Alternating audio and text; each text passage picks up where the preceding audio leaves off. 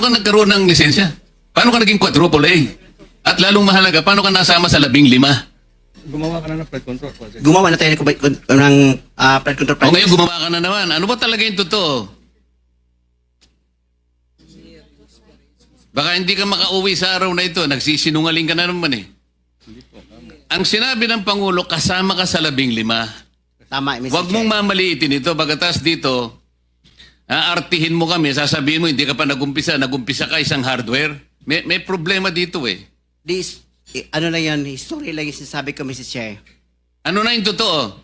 Yung totoo, may lisensya na tayo na quadruple A ngayon. O ngayon nga, ngayon meron ka ng quadruple. Yes, Mr. Chair. O, ilang project ang na-execute mo na? Marami na eh. O kanina sinabi mo, hindi ka pa nakapag-umpisa eh. Meron akong hawak na martilyo rito, sinasabi ko sa'yo. Mr. Chair.